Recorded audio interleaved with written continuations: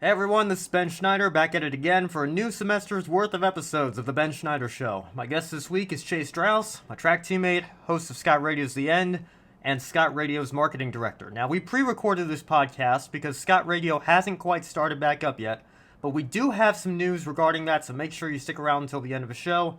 But for now, we're going to jump right into our conversation with Chase. We've got a lot of stuff to talk about: hockey, track, radio, rec sports wellness, esports, and much more. So let's get right to it. Hope you all enjoyed the podcast. Scot Radio. All right, Chase, welcome. And good to be here. You know, a little bit different setup than what we normally have, but, you know, happy to be here. Yeah, well, you just got out of a meeting, right? Yeah, I got out of a meeting with Scot Radio. How did that go? Well, we have a schedule now, and we're actually going to be up and running. By the time this probably gets internet time, we'll be up and running, hopefully. Yeah. It's been crazy. And am I going to blame GCSA? On the official record, no, I'm not. But on the unofficial record, yes. But it's all good. Yeah, we're just here in my dorm room right now. We don't have access to the Scot Radio studios yet, but we've got a microphone and laptop, so that's pretty much all you need. The wonders of a podcast. Yeah, exactly. Well, Chase, I want to keep this pretty low-key. You know, I normally have a rundown for my guests. I figure I know you well enough. I don't even need any sort of script or something. I'm I know flattered. what I want to talk about, so... Man. Yeah, but I guess, as I do with most of my guests, I'll just start by asking you, I want to get to know you before Gordon a little bit better. So tell me about growing up. You're from the New England area. Yeah, so I'm originally from Concord, New Hampshire. Born and raised, suburb kid. Went to Concord Christian Academy for a while. Got most of my schooling there. Kind of jumped between that and homeschooling a little bit. You wouldn't be able to tell. I hide it well. But yeah, then sophomore year of high school, I made the jump to Bishop Brady High School, which they had a hockey program. That's why I transferred. And yeah, usually low key. Don't really make a whole lot of scenes. I'm relaxed. I get into it at times with sports, but other than that, I'm pretty low key. So. Well, I know you're a big hockey fan, so. Oh yeah.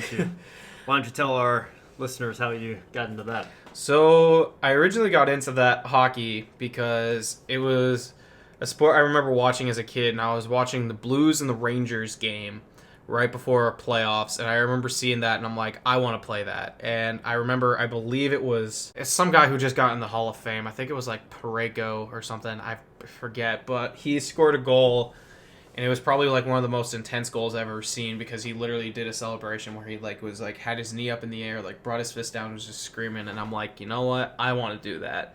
Have thousands of people cheering my name, and so I'm like, I want to do that. My grandfather was there, and for Christmas that year, he bought me a hockey helmet, and he said, hey, you know what? You're going to go out there, and am I allowed to cuss on the show? Or preferably not? I mean, we're not live. If you're quoting somebody, maybe, I guess. But... Yeah. I'll save the editing for you later, but he's like, you know what? If you're going to go out there and kick everyone's, butt, go out there and make sure you kick it harder than anyone is ever going to do in their lifetime. So kind of just out of sheer instinct, I just became the grinder type player, and that kind of style stuck for me. I was usually always a bigger kid on my team, so yeah, I kind of turned into the goon. Just it's a lot of fun. But once I reached high school, everyone was around the same height as me, so I was 5'10" goon, going up against kids who were pretty much my same height. It was a good time. So yeah, I mean, love the game, love the sport, everything about it. I've been playing since I was 5 years old, and I just recently retired. So, I mean, I've been playing for, since I was 20. So, I mean, 15 years of my life I dedicated to this sport, and I love it. I would kill to play for Gordon again, but, budget cuts. I won't bore your show too much with that, but just do a Google search, you'll figure it out. But, yeah, so... What position did you play? Yes. I played everything. I was by trait I was a winger. I could play either right or left. There were occasions where I did have to play center, and I did really enjoy that. It's a lot of skating, so I got tired pretty quickly. But my bantam year, we only had 4 defensemen, and they're like, Chase, do you think you could make the jump back? And I'm like, well, yeah, I could probably do that. So my I believe it was my bantam year slash my I think it was Pee Wee's. Where okay, just context because probably none of you guys know the system. So it goes learn to skate, mites, which is like little kids, and then it goes squirts, which is probably like third, fourth grade. Pee Wee's is like fifth, sixth, maybe seventh, depending on how the age group falls, and then it goes, bantams is supposed to be seventh and eighth. It's, some people it's seventh or eighth and ninth grade. It's all by year. So I mean, like I was born in '99, so that was kind of like my year that I grew up with. Yeah, but I bounced around. For Gordon, I played offense and defense. They put me at defense a lot, and I didn't really have that much fun because I just kept getting hung out to dry, and I'm just like, pressure the puck. But yeah, and then Did you ever play goalie? yes, I did. This is crazy. So my second year bantams, probably my favorite year of playing hockey, was we had this goalie Eli. Kid's phenomenal. He's playing out in I think he's playing at like some random. I think he's at a D1 school. I think he's at Niagara, and I think he's on their. He's in their club program, which is a feeder to the D1. Don't quote me on that, but sorry, Eli. But we he forgot his pads once. He forgot his leg pads, so he only had like the chest protector and his pants, nothing else, like and his skates, nothing. Like he didn't have like basically the most important piece of equipment, and. There, my coach is just like, hey, Chase, we need you to play goalie. I'm like, Coach, I don't have any pads. And he's like, I know. So he stuck me in there because I was the biggest kid. And we were playing the Starhawks. And we hated each other. Like, this was a big rivalry game, like, as big as you can get. Like, I talked about being a goon. I knocked out 2 kids. Metaphorically speaking, one case actually, but it wasn't intentional. But big rivalry about Coach. I want to be in the game. Like I need to be in the action, and he's just like, dude, I need you in net. So he puts me in net, and I'm just like, this is ridiculous. So I have a stick, and I'm just like, all right, there is no hope for me. So I'm just gonna go out and have fun with it. So, first shot they take is literally directly into my chest protector. And I'm like, in my head, I'm thinking, you had the entire net and you shoot for my chest. Stupid move. But, I ended up, and I started making saves. And then this one kid let in a ripper from the point, slap shot from the point, top of the blue line, bar down, went in. And I'm just like, oh, well, not a lot I can do about that. I ended up getting pulled halfway through the game because our goalie got his pads back, and I ended up having 10 saves that game. Their goalie had 8 saves that entire game, and we won 9-7. It was brutal. I have no idea how we won that game, and we ended up beating the Starhawks 6-0 in the championship game. To win the, the tournament, and I was just like, how? Like, actually how? And I ended up getting an assist in that game, and I should have had a goal, but the clock ran out, because they pulled the goalie, and I had one in it, just about crossed the line, but they said, oh no, it didn't go in, but, so I think I would have been the only player in that league's history to have a save, an assist, and a goal, but, I mean, hey, that's hockey for you, because, I mean, you just, like, you adapt. You gotta, if someone's like, hey, you need to do this, you do it. You don't ask questions, which, looking back, can be a little dangerous, but it's, the whole, like, social thing, especially because I know, like, a whole bunch of players have been speaking out, about, like, coaches' abuse and stuff like that, but, I mean, I never had any problems. I mean, I think the worst I had was high school with a coach who was trying to relive his glory days, but even then, he was out before I even got out of, finished out my high school career, so, yeah. That's the story of me playing goalie. What do you remember from playing for Gordon? Playing for Gordon was interesting because it was I went in because my high school hockey was very prestigious. Like, it was a privilege to be on that team. I mean, granted, we never really had a full roster, But if you were on that roster, like, it meant something, because Gordon hockey had been a very proud Brady hockey has been a very proud tradition. You know, they're a D1 program, and Bishop Brady, they're D3 for everything except basketball, which they're D2. But so the fact that we're a D1 program, like, it's a big deal. And on average, I mean, my sophomore year, we averaged probably pretty close to 1,000 fans a game. Like, it's a lot. I mean, my senior year, we ended up probably dropping down to around like, I think probably like on a really good night, I think we probably averaged around like, 200. But, it's just, I mean, that it was a good time. Like, and it meant a lot because, we had kids, who were going like in that league that were going to like play for Princeton. We had one kid who ended up going playing for like we had a whole bunch of D3 players. We had one kid that got drafted by a semi-pro league, which played. Funny enough, he actually played the U18 or U21 United States Development Program, which is pretty much one of the best feeder programs in the world right now. Like, and like, we have a whole bunch of guys playing in Finland right now. Like, they're all over the place. Then I come to Gordon, and it's a lot more like kind of like it's club hockey, where there's a lot more fighting. There's a lot of hard hitting, and there are some games where the coaches for the other team didn't even show up. Like, they just very relaxed, very, it was a culture shock, because here I am, I'm like, okay, we need to give 100% the entire time, no questions asked, and here they are, they're like, dude, chill out.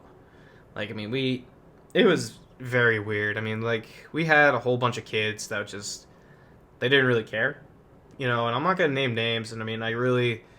I think a lot they would agree. Some of them would agree with me. Some of them would be like, "No, we tried hard. Like, we did all this." But I mean, coming from where I was, that's what it seemed like.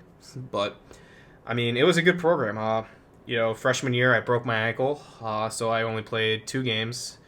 One of which was against E.N.D, which was a very tough game to lose because a whole bunch of I had a couple people who I used to play against in high school play on that team, and I'm just like, I want to beat you so bad, but.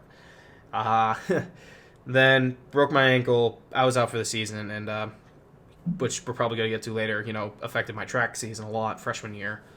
Then my sophomore season, we lost a lot of people, but we had a really good season. We went won a lot of losses, and we had 2 ties and 1 overtime loss. So, I mean, it was a decent year, but I mean, like, we had a lot of growth. We had a whole bunch of people that were kind of new to college hockey, which was hard, and we had a very small roster, but it was a lot of fun. Like, I really enjoyed that, and I ended my career at Gordon with 3 points. Or actually, no, I think I ended it with 4 points, a goal and 3 assists. That's pretty good considering I only played around 12 games, so I mean, I'll take it, but it's a good program. I'm really sad that it got cut. It was a good program, and I really respect a lot of the people that came out of there. I mean, we had our first line could have easily been at least a third line in any D3 program. Potentially even a first line if we actually had enough time to like practice and do all that. But I mean, with the budget we had, we did what we could. So sure. Yeah. Well, you mentioned it briefly. You throw on the track team as well. Tell me about how you got started doing that, if you had any track experience before you came to Gordon, or if that's something you've picked up very recently. What's your track background and story? So, funny enough, I actually had to do a project on this for one of my sports sociology classes, but what happened was that we, or at my middle school, Concord Christian, the track team, they didn't have uniforms, they had t-shirts, and they were like these really cool tie-dye like t-shirts with the light blue around the armpit and then the dark blue, everywhere else. And then it had like the bright yellow, Concord Christian Middle School Track and Field. I wanted one of those t-shirts. I had no idea what track was, but I really wanted one. And so I joined the team and I just fell in love with the sport. It was a good program. We had a really bunch of good athletes on that team, and we never won any meets because we were just such a small school. But people worried about us. I was, for the most part, actually a sprinter and jumper when we first started. I think my best in the long jump was 14 feet, something like that. Then for the 100-meter dash, the last time I officially got it recorded was a 12.5, but in middle school I think it was probably more like a 14.10, because, you know, in middle school I was not exactly for lack of better terms, I was a meatball in middle school. I was fat, but then came high school. I started throwing shot put, and I didn't really have a whole lot of coaching on it, which was kind of annoying. I'm not gonna lie, because like I had such a desire to learn everything, but it just didn't happen. So then I transferred mostly for hockey, and then I'm like, well, I might as well keep doing track. And lo and behold, the head coach is a D2 national All-American. And she played, you know, Coach Maury, she placed, I believe, top 3 in the shot put in the nation for women.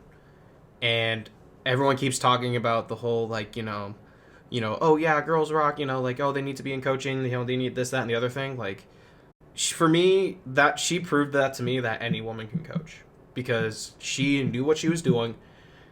Like, I would argue she's better than some of the coaches we go up against in D3. Like, she is, you know, oh my gosh, like, she was able to take a kid, I'll never forget him, we called him Uzman. Uzi, he had never thrown before. He was a soccer player, but he was kind of out of shape. Like, he just didn't know what he was doing. And in 3 seasons with Uzman, and I believe now he's in his senior year, he ended up throwing, I believe 90 feet in discus for high school, which is respectable, you know, especially because he had never thrown anything before. Like, he was averaging around 30 his freshman year, then sophomore year he got up to 60, and, you know, now he's throwing, you know, 90s, you know, could be breaking hundreds, but I mean, he has a tendency to love donuts a little bit, but sorry, Uzman, but I doubt you're going to find this. So, but that's, you know, she kind of shaped my philosophy as, you know, an athlete, where it's like, you know what, anyone has the potential to be great if you give them the time and if you actually put in the effort. And she did that with me, and she took someone who had a whole lot of raw potential.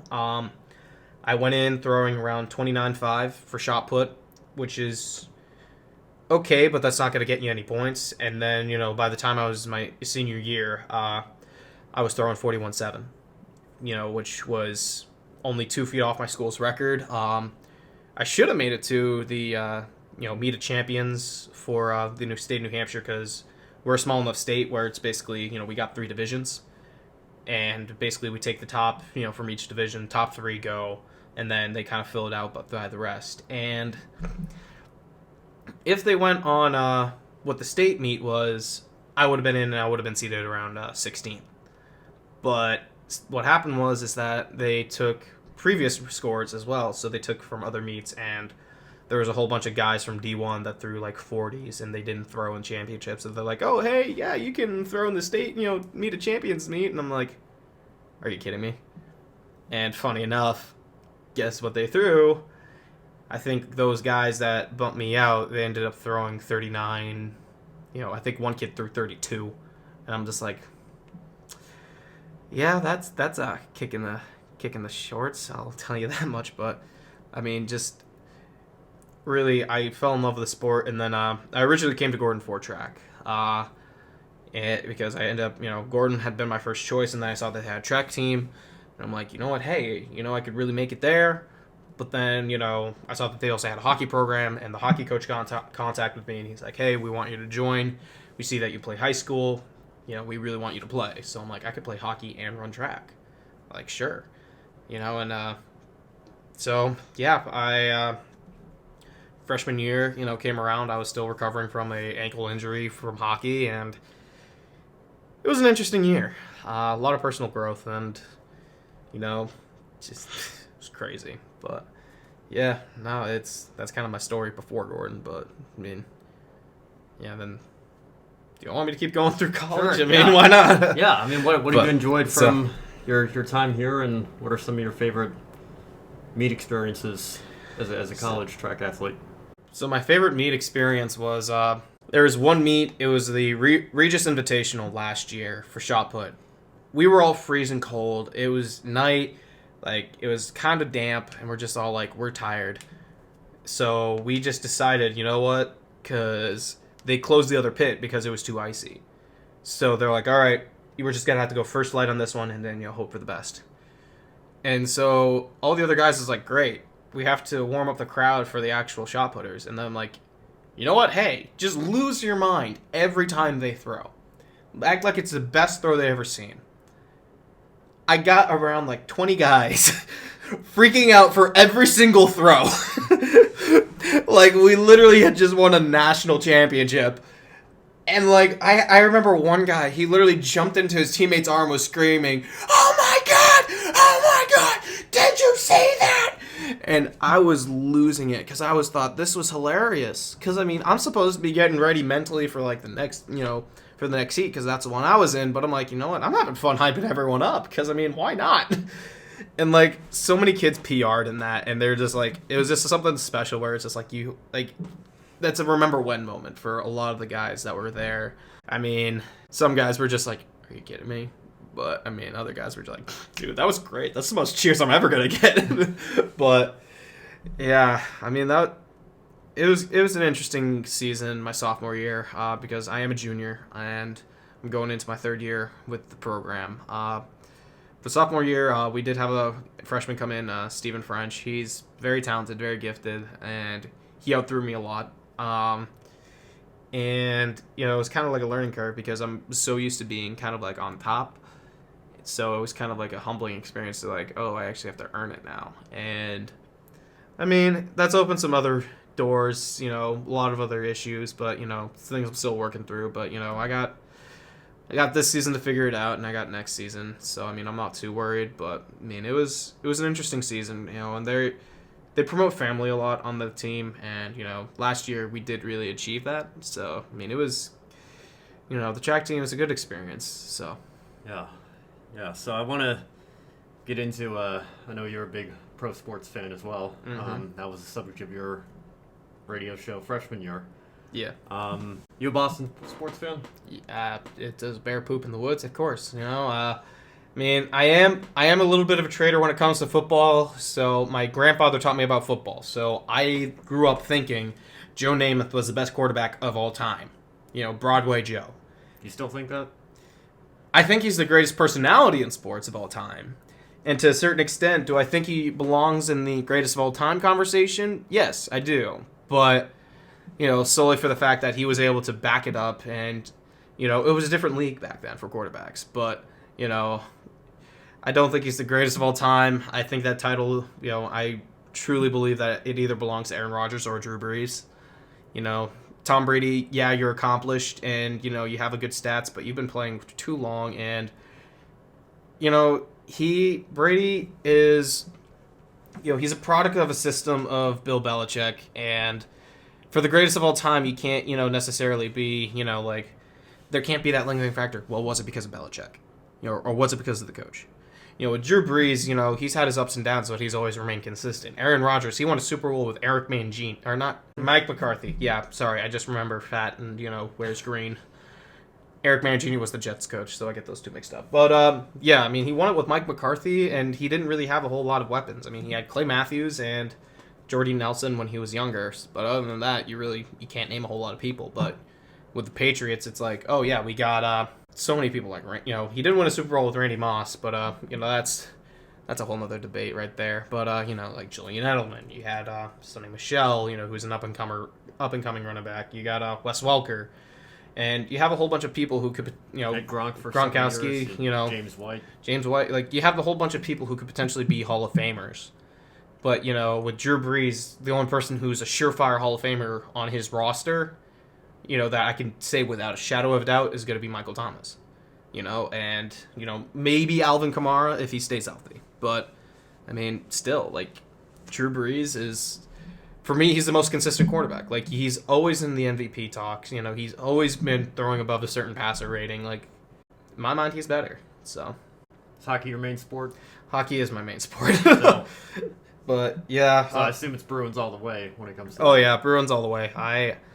diehard Bees fan. And I know you're going to bring it up, Yeah. so I'm just going to mention. I'm from northern Delaware, so it's all Flyers country down there. Yeah, and I'm going to bring it up. Yes, I know you beat us, came back 4-0, but guess what? We've actually won a Stanley Cup in recent memory. Yeah. So, Yeah.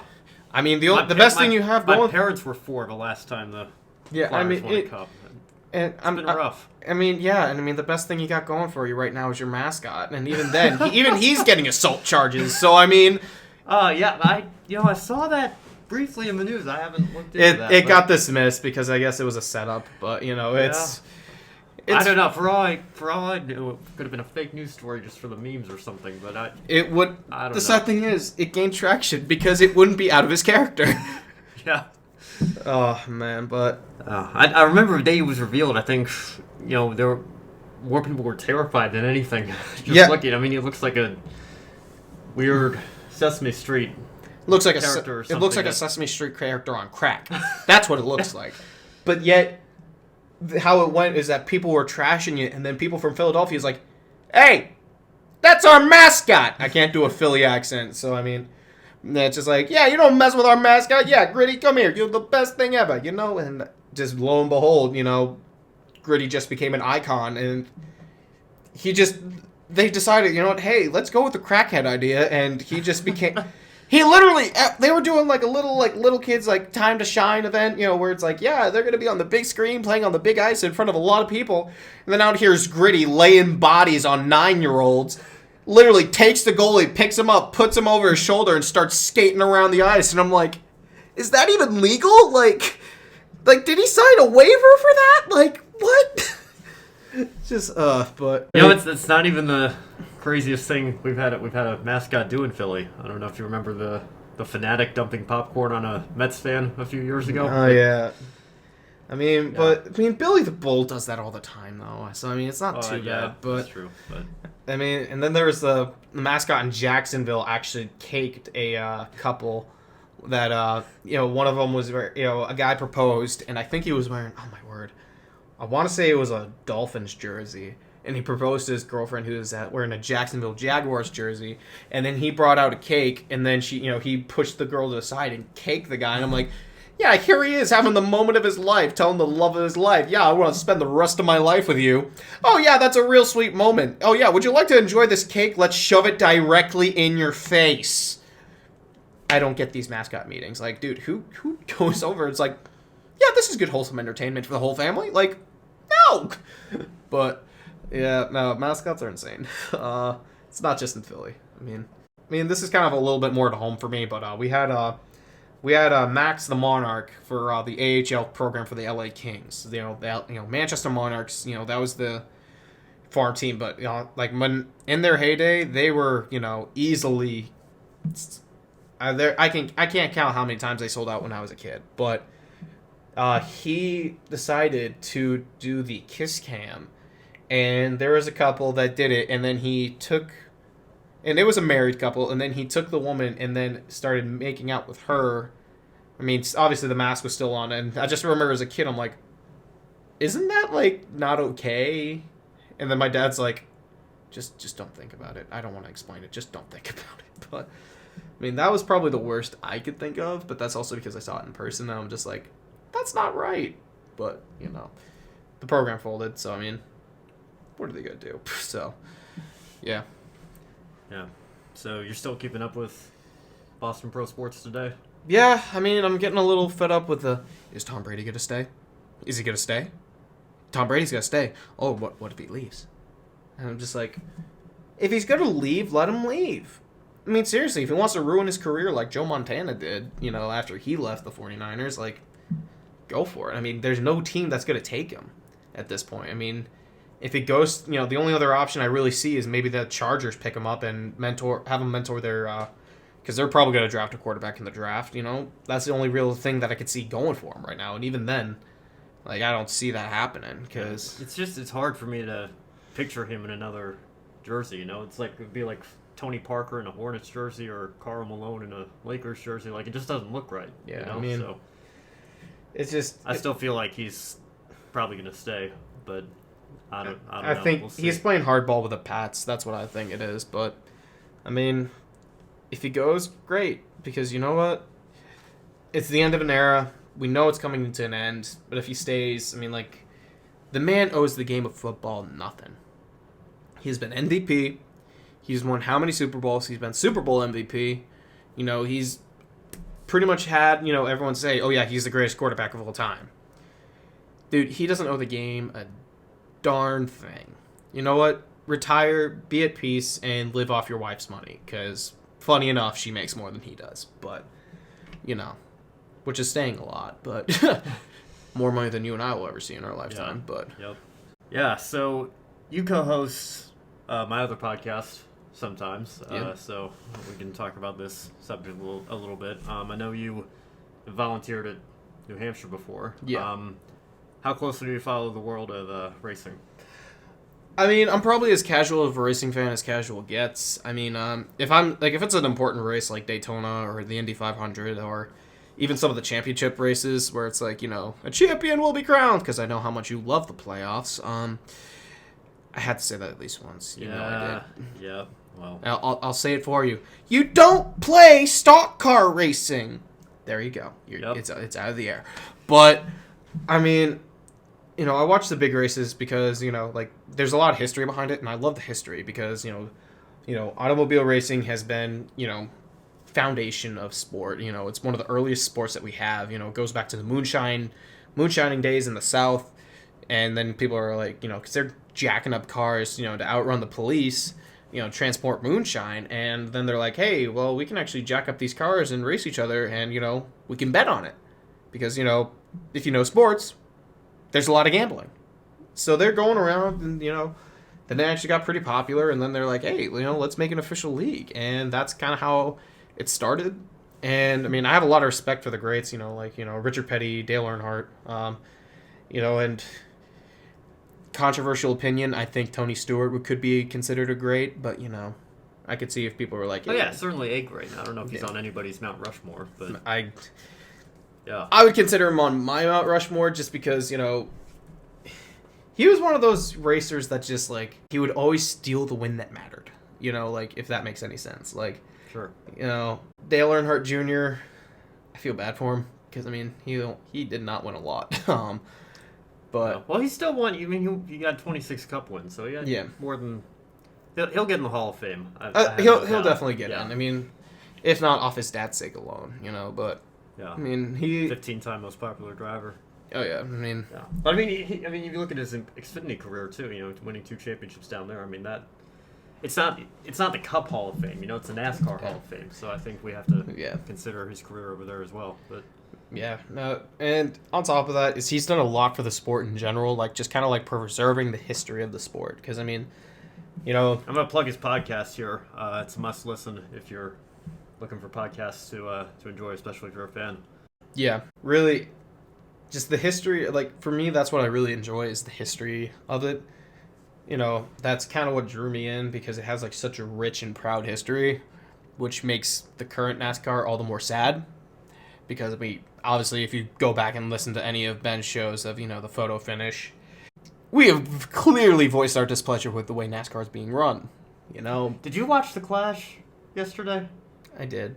Oh man, you know, I don't understand that. I think it actually, you know, it's a good thing radio hasn't started yet, because if we had a show tomorrow, I'd just be going off raw emotion. It was cringy. You know, I didn't think they could have a worse Clash than they had last year. If you look at my podcasts on YouTube, I literally titled that video "Worst NASCAR Race Ever?" ? Because I thought it was that bad, and I feel like because this year we had it was the same train, and you know I just had to laugh. Like I got nothing against Larry McReynolds. I love Larry Mack, but when he said on a FS1, I guarantee you're not going to see the train that you saw last year. You're going to see a lot of action and everything, and then for the first 65 laps, it's just train. Single file train. Yeah.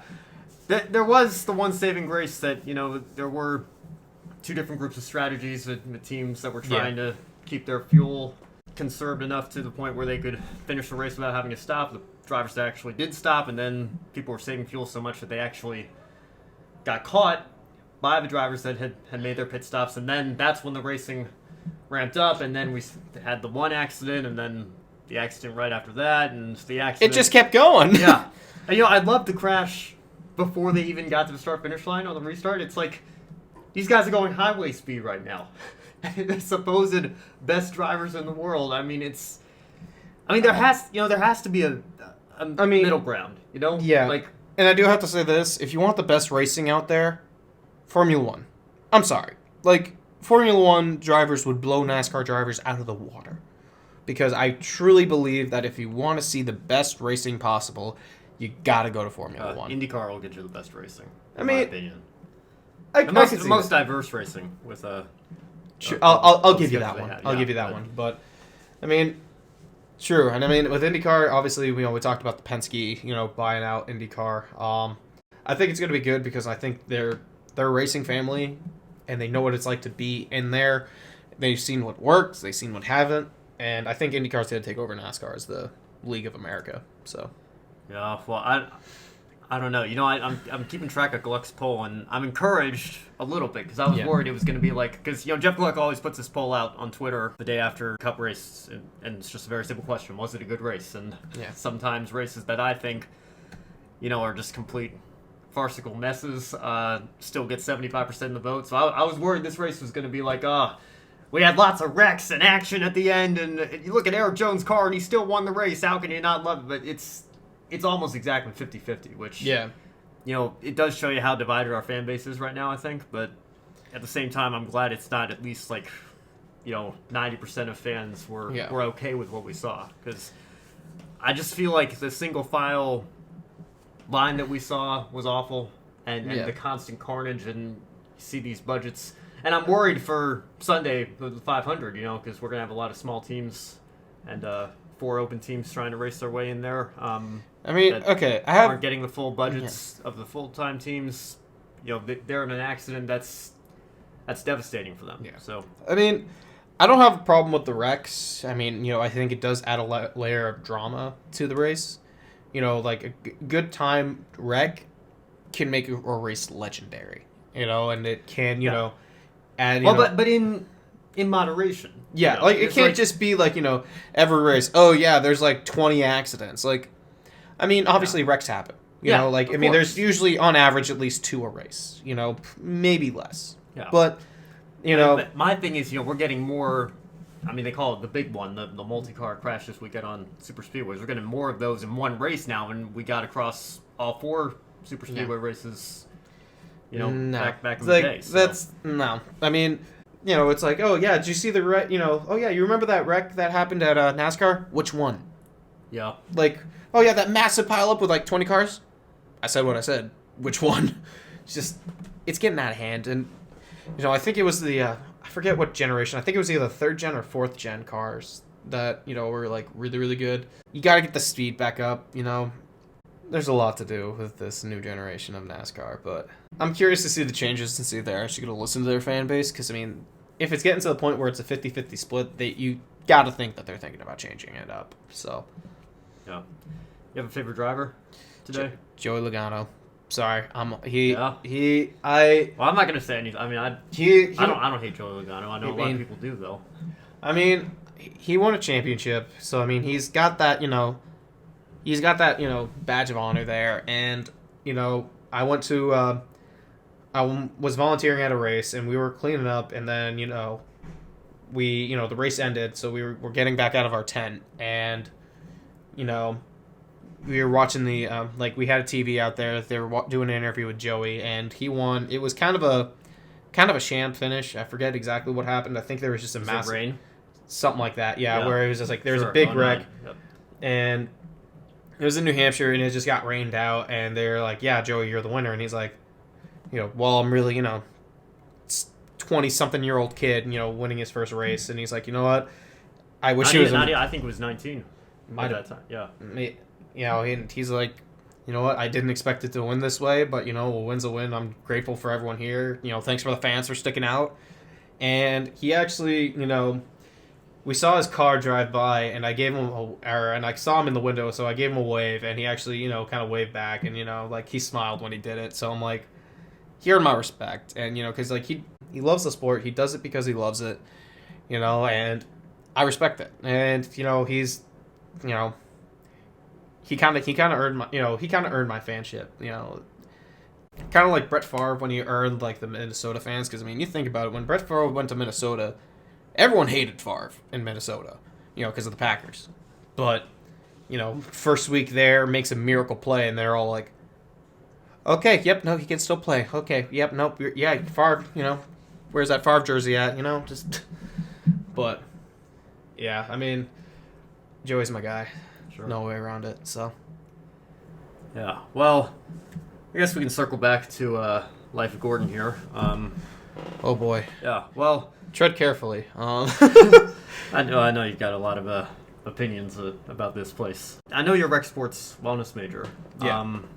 What do you want to do with that? What do you want to make a career out of? Well, for me, do I have one particular job set in mind that I want to do? Kinda. I do. I would not mind working in a rec department in a community somewhere. For me, it's always been, increasing the quality of life for people who don't necessarily have that. And, for me, sports was an outlet. Just showing up to practice, having that consistency, or just having, like, some sort of recreation where I could do just to love, do whatever.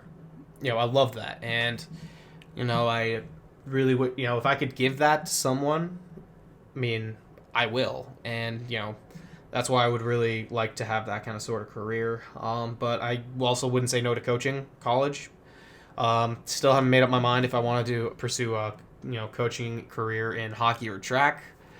Hockey probably pays better, but track is probably more readily available. So, yeah, I really, I don't have to really start worrying about it until senior year. So, that's kind of like, I've narrowed it down because now it's like, for a while I'm going to do sports broadcasting. Wait, no, I'm going to do like, physical therapy. Wait, no, I'm going to do like, like some sort of occupational therapy. And then I'm just like, wait, I need a lot of degrees for that. No, wait, I could just do video editing. And then I'm like, So, I think I kind of narrowed it down to, I'm just going to either be a rec director or I'm going to be a coach. So we'll see which one comes first and which one pays better. But what are some of your favorite classes that you've taken? Well, I can't recommend taking these classes anymore because most of them are not existing anymore because budget cuts. Don't get me started. Those pesky budget cuts, it keeps coming back to that. Yeah, I was affected, and I can talk about that later. But, really, I think there's 3 classes in particular that I would really recommend. Rec activity analysis, where basically you learn how to teach people a skill. And it really kind of teaches you like, hey, if you really want to help people, you really want to coach people, you got to get down, you got to be personal with them, and you got to know what you're talking about. The second one would be theories of play, game, and sport, where you kind of learn about how people play and why people play. Because, and I keep saying the word play because, it's true. Like, we as human beings need an outlet to, of leisure. And it's very important, and, what you play and how you play can really affect how you grow as a person. Like, if you give a kid a tablet and just kind of like, oh, hey, play with that, how is that child going to develop? Versus, hey, Timmy, go play with your Lego blocks, or just go play with your wooden blocks. How is that going to affect your child? And then, like, kind of like how that affects how you grow up. And it's really intriguing. And, we also learned about, kind of like, as the theories of play, game, and sport. Then we kind of got into sport and kind of got into more controversial issues. I had to write my final paper on the controversy of transgender athletes in sport. And it's very controversial. We talked about a girl named Cece. She ran for Franklin Pierce University. She won a national championship, but she competed 2 years as male. And she won nationals, and then she competed as a male for the women. She had fully transitioned, but, what's the implications of that? Is it fair to have, women who are, trained their whole lives get outdone by a man who, claims to be a woman? And it's a very sensitive topic. And, I kind of leave it harsh because I really want people to think about that. I'm not just being like, oh, yeah, I'm a transphobe. That's not the case at all. I mean, I have my opinions, as a Christian on, what it should be, but I'm not going to be, like, unless you're part of the church, I'm not going to do anything about it, how can I expect someone who's not a Christian to live like a Christian? That's just not fair. But, I remember some people were, when Bruce Jenner transitioned to Caitlyn, because, he, as Bruce, won the decathlon of the Olympics, people wanted the IOC to revoke Bruce Jenner's medal, because if Caitlyn now claims to have always been a woman, just trapped inside of Bruce now, like, was that technically a woman competing in the men's decathlon, and does that go against, like, it's a lot of gray area, messy and very complicated. It is, but it's a conversation we have to have, and that's why I wrote my final paper on it. I mean, it's a tough topic, and I mean, I kind of came down to the conclusion that sports is for everyone.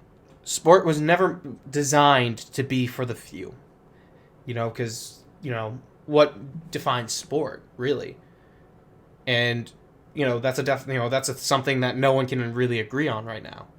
So if you try to define sport in this one simple way, it's not fair, because then you're excluding different parts. Like, people are debating if esports is a thing.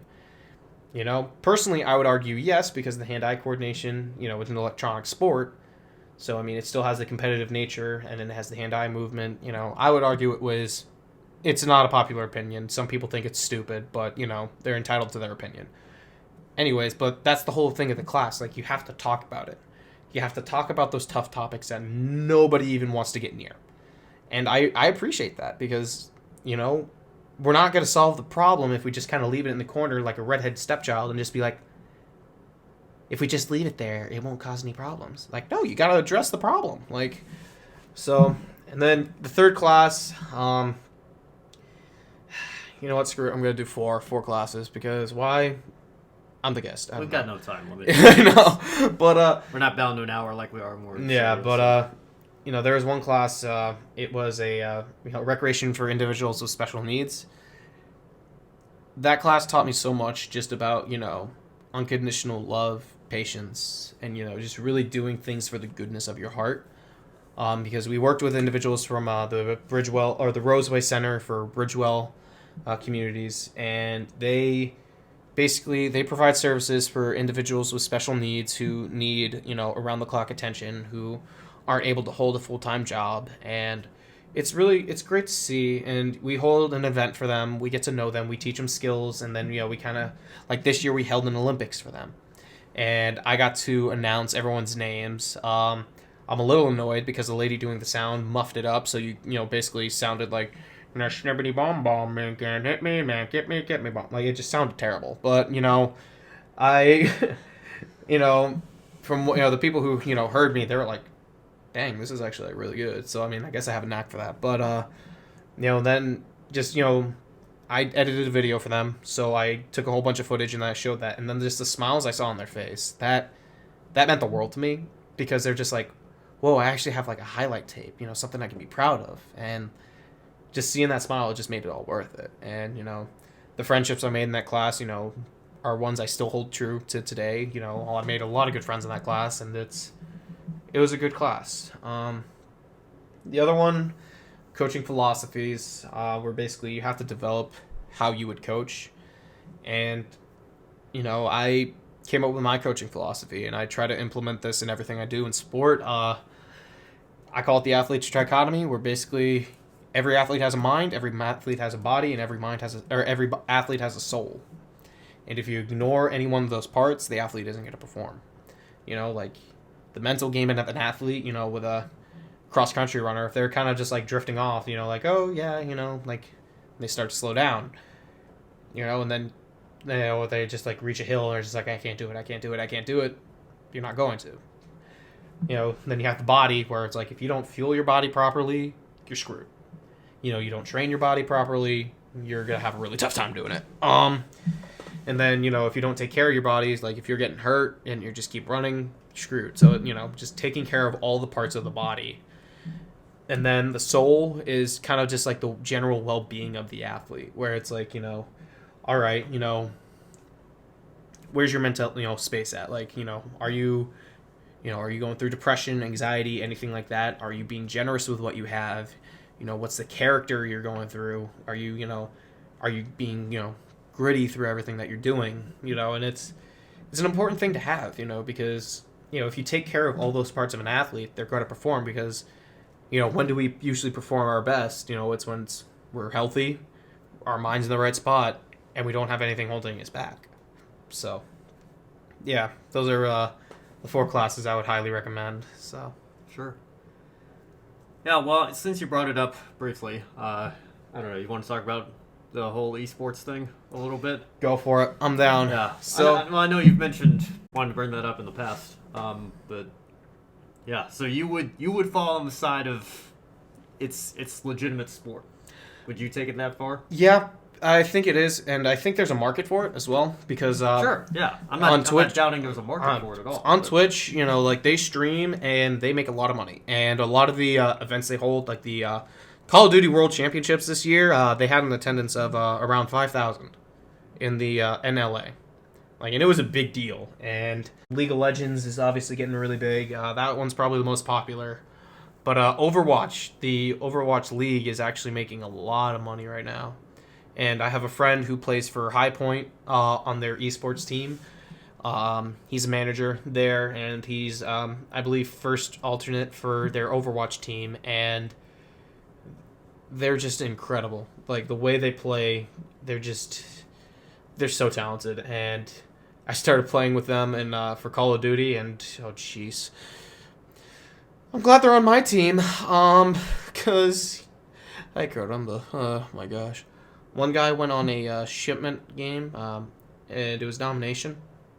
120 kills in the span of 10 minutes. Holy crap. I don't know much about Call of Duty, but I know that's still impressive. Yeah, so I mean, they're insane, and, it's a lot of skill, and it's a lot of training, and, I mean, then it kind of brings up the debate, oh, well, is chess a sport?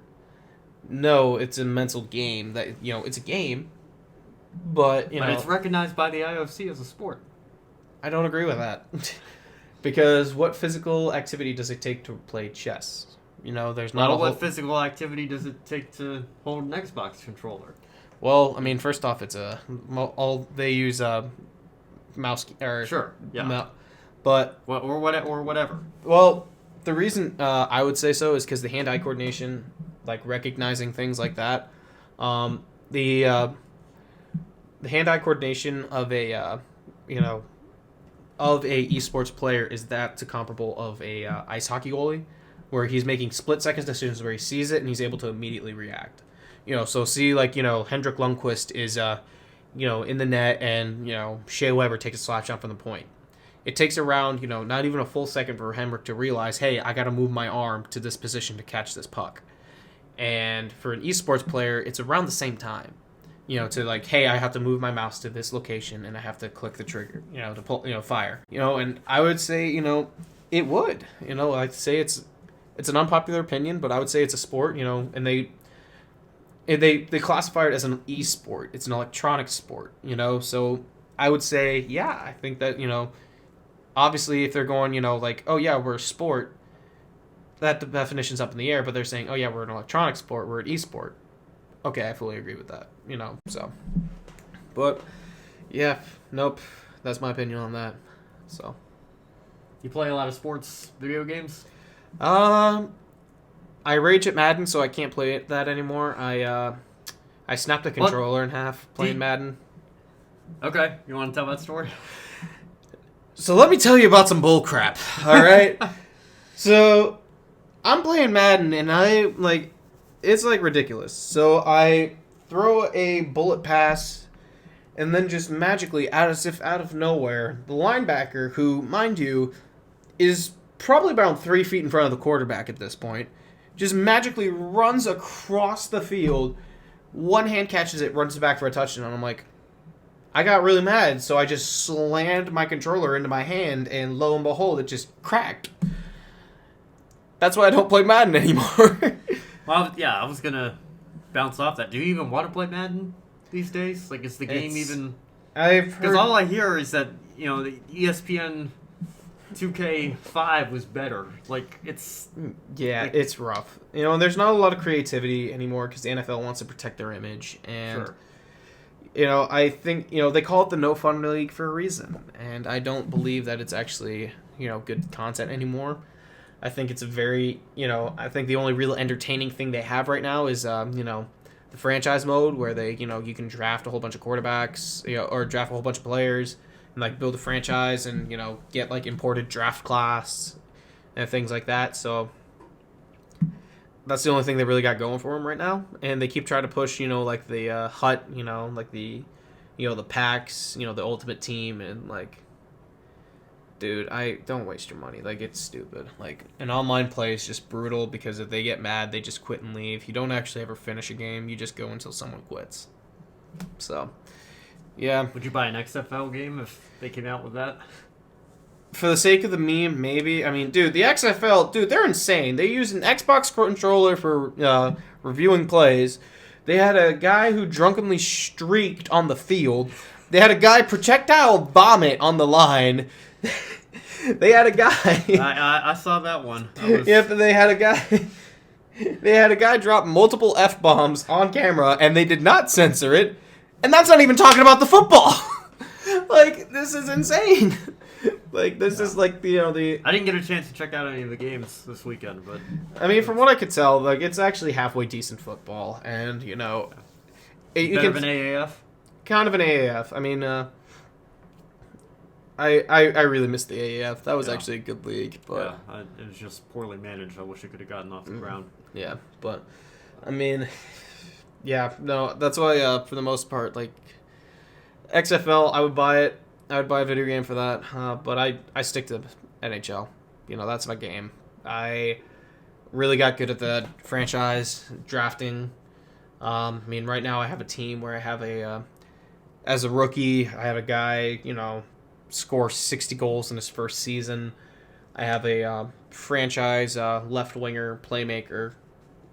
I got a goalie who's projected to be better than Martin Brodeur. So it's fun for me just to draft, and I kind of wish I could just sim all the way through, but it's rough. So, but yeah, is the NHL franchise that EA puts out pretty good? I'd say it's pretty good. They're doing a lot to really just with the fans. Like, they listen to their fans. Like, people wanted a kind of like a backyard pond hockey thing, so they went with that, and they really kind of focused on like a 1-on-1-on-1, kind of do that, tournament style. So they added that competitive play. So, and then they still have the ultimate packs. I don't get involved with that because it's just a waste of time, and money. But some people enjoy it, so I mean, it's the thrill of getting the packs. I mean, you see all these guys on YouTube, getting those packs for FIFA. One guy broke a TV doing that. I mean, that was set up, but oh my gosh, I got a Messi! Proceeds to throw chair through TV. Oh, I didn't mean to do that. Yes, you did. Shut your mouth. But yeah, I mean, but really the game I've kind of been really been going on is Call of Duty Modern Warfare, because they actually started listening to the community, and now they're bringing back Rust, which is an iconic map, and I'm like, dude, we're gonna ruin some friendships on this map. Let's go. But yeah, I mean, my racing games keep me busy enough, Oh yeah, Codemasters does a good job with F1. But man, I haven't been able to get into NASCAR heat. It's just the game's not. It's not good. Yeah. It's not like EA games from Thunder 04 and 2005 Chase for the Cup were better. Like, it makes sense. I mean, the thing is that with EA, with NHL, I'm pretty sure that it's EA Canada that actually makes the NHL games. So, but even then, they mastered the hockey games, so that's all I care about. I mean, because I can't get into the NASCAR games. I can't. It's just they've been so bad historically. It's just I can't. So yeah, I mean, we're on NASCAR Heat 4 now. I feel like it's been the same story every year. It's like there's a bunch of hype behind the release. You think the game's actually going to be good this year, and then you find out, okay, maybe it's like 5% better than the previous year's game, but it's still a mess. But progress. Yeah, well, that's what they're going to cling to. 704 signed a 10-year deal to be the exclusive video game company to put out NASCAR games. So, oh boy. Oh boy, indeed. Oh boy, indeed. Yeah. Yeah, so I guess we can close with this here. I want to give you a chance to talk about the show that you have. You started out with a sports show your freshman year.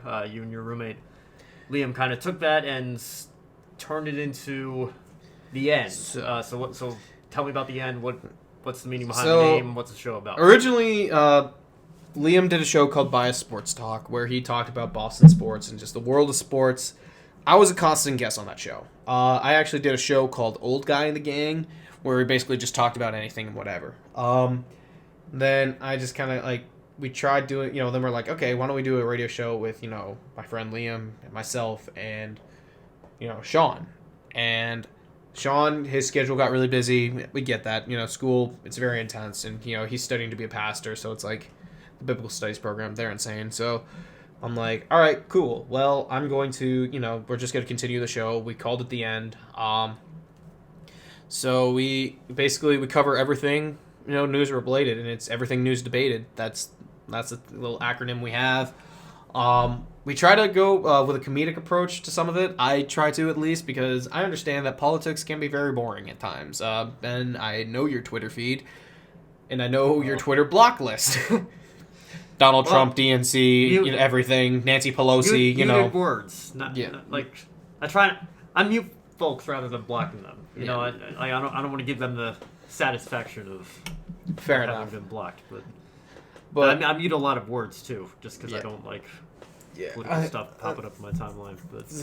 But I mean, for the most part, we try to debate it. We try to, because Liam is much more of a, he's a left-wing independent.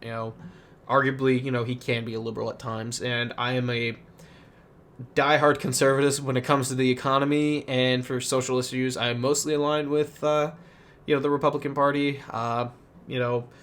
Just the way I've, been raised and the way that, I've seen the economy work. I do believe, for the most part, with the conservative economy or free market, it's better than, Bernie Sanders.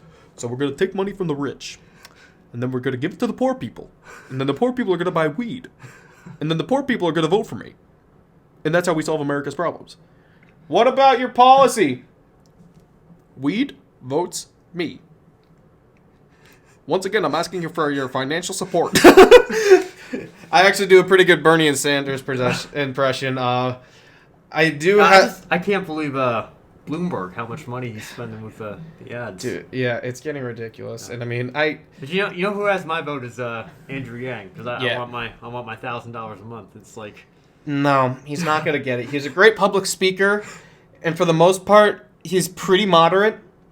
But he's not going to win solely for the fact of that, and I think he's not going to get the young person vote. But how is he even going to do that? I don't know. I really don't, and I don't think it's going to pass. Yeah, you should vote for me. If you do, I'm going to give you $1,000 a month every single month just for being a fine American. Yeah. Wait, we're $22 trillion in debt. Dang it! Where's the money going to come from? Maybe that $12,000 you gave us. But I mean, I try to take a comedic approach because I know that there's a lot of people and there's a lot of left-wing comedy, and if I can, give a little bit of a different perspective, Steven Crowder, he's a very controversial figure, but I'm sorry, his Gilbert Gottfried impression for Bernie Sanders is great. I can't do it anymore. I used to be able to do it. I think I actually sent you the podcast that I was on. It just kind of gave a shameless plug, but I have a video clip. I could probably send it to you, and you could probably put it at the end of the video. But it's basically me doing an impression of Bernie Sanders when we were talking about the greatest of all time event on a podcast I went on to called, Title Chasers. And it was a good time. It was, but I did that, and I'm like, it just kind of opened my eyes where it's like, you know what? Hey, if I can make someone laugh and actually educate them on an issue, great. That's the approach I take with it. Liam might have a different take, but, that's why I'm there. I'm there to make people laugh and, be a little bit offensive so people actually talk about it. I do it to egg people on. I don't do it to be, mean. I could take the heat on Twitter. I don't even go on Twitter. That's why, at me on Twitter, But, it's, that's the thing. It's like, what? I don't hate anyone unless you give me a good reason. I mean, you can ask a couple people about that, but and that's kind of why I judge off character, and I believe I went way longer than I was supposed to, but, it's okay. You're fine. But, so what I believe is, change, if we want to create group change, it starts with the individual, because if you create group change, it doesn't last.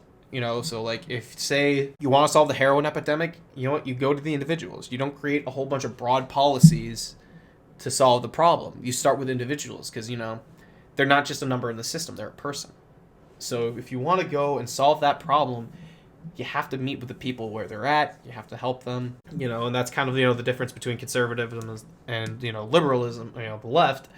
Is the liberals, they want to create social change in a broad sense, because if it changes in a broad sense, in theory, everyone will follow suit. Well, that's not always the case, but, starting change at the individual, then it kind of changes a group, more lasting change. So that's kind of what I believe, and, I mean, that's kind of why I hold the views that I do, because, change starts with the individual. If you want to change the world, start by changing the world for someone else. So... And you're still talking about sports? Oh, yeah, we're still talking about sports. Yeah. I mean, it's not as controversial. I mean, I think the only time where we actually had a debate where we couldn't reach an agreement was whether or not college athletes should be paid. I actually took Ben's stance on this one, where it's like, if they want to get endorsed by Nike, go for it, because that's pure capitalism. I remember you said that, and I'm like, that actually makes sense. And I stood by that. And so Liam was saying they should be making salary. They're getting paid anyway, under the table. They should just be able to. But I'm like, that kind of takes away the value of amateur sport. So, I mean, it's one of those things. Like, if Joe Burrow got a contract from Under Armour, to wear, they'll this, only wear these kinds of shoes and, cleats and whatever, go for it. Like, have fun. But I don't think the NCAA should be like, okay, here's your $3,000 for participating in sports this year. Have fun. Because then it's like, what about that guy who plays, tennis, where it's just like, okay, here, so this is your $3,000 for playing tennis, Oh, yeah, you had 3 fans today. Good job. Like, yeah. Well, then you get into a mess of, like, we're both college athletes. If the NCAA is going to pay Joe Burrow, should they be paying us? But I assume Joe Burrow would be making a lot more money than we'd be making, because his... And if anything, we need him more! on! Games are on national television, and we're small D3. We get streamed on Twitch. Yeah. But is he even Twitch? I know our basketball games get streamed somewhere. But yeah, so I mean, it's one of those things where if you do it for one, you do it for everyone. So that's why it's like, the endorsement, go for it, because a tennis racket brand could easily endorse a tennis athlete, for in college. Golf. They teams could easily get sponsored for golf. And for rowing. Bass fishing, things like that. But and then it's like, okay, well, if you create a genuine salary, then you cause a lot of problems. So we went down a rabbit trail. Well, man, it's nice not being in the studio, not having the time constraints or the pressure of being live. Just having, like, excuse me, you got 5 minutes left. You need to wrap it up now. And it's just like, we're having a good conversation. Leave us alone. But, yeah, so. Man, I appreciate you taking the time out tonight. Anytime. To come over here and record this. And, hey, first one of the semester, you gotta start out strong, Yeah. I'm kidding. You're probably gonna get like 20 views off of this, but you know what? It's okay. I know I'm not the most popular guy. We'll see. Yeah, we'll see. Yeah, we're almost at an hour 15 here already. I'm sure I'll cut a little bit of it, but we'll have this out hopefully by the middle or end of the week. So. Can't wait. Yeah, and hopefully by then I'll be able to record an outro about news about when the actual podcast and radio is coming back. So, well, funny enough, I can actually tell you that Scot Radio is coming back. We're starting next Monday, so that would be not the Monday. Well, I think it would be the 17th. Yes. So 17th of February. That is when shows are kicking back up again. We're currently training the techs and getting the schedule finalized. We have the shows finalized. So same bat time, same bat channel. But seriously, we want to bring it. We want to make this special because obviously we've been dealing with a whole lot of budget stuff. That's why we have been running late because we've had the everything done for a while now, but we're waiting on the budget to get the streaming service up and running. And it's a giant mess. Probably the reason why I didn't get a captain's patch in the track team is because I speak my mind and I don't give 2 rips about it. Wiker's going to listen to that and be like, it's a lot more than that, but, yeah, it's okay. All right. Yeah, well, thanks, man, and, anytime. Yeah, I appreciate you coming out. Yeah. Scot Radio. All right, everyone, so that was the Chase Draus interview. I hope you all enjoyed. We really got into a wide range of topics there, so I really enjoyed my conversation with him. Scot Radio will be back this Monday night with my show, The Ben Schneider Show. We're going to have Mikey McGee on, cross-country teammate of mine, captain this past season, and big hockey fan just like Chase, so I'm sure we'll get into some hockey stuff a little bit more as well. My other show, The Photo Finish, will be back also in its same time slot from last semester, Tuesday night at 9/8 Central. We're going to be recapping everything going on at Daytona this weekend, from the clash that happened last week, which I know we got into briefly here on this show, the duels, the truck race, Xfinity race, and Cup race, all of it, as well as some major off-season news that is broken. Obviously, we're not going to be able to get into everything, but make sure you all stay tuned for that and all the other great shows Scot Radio is going to be producing this semester. So we'll see you guys next week. Have a good day, everybody.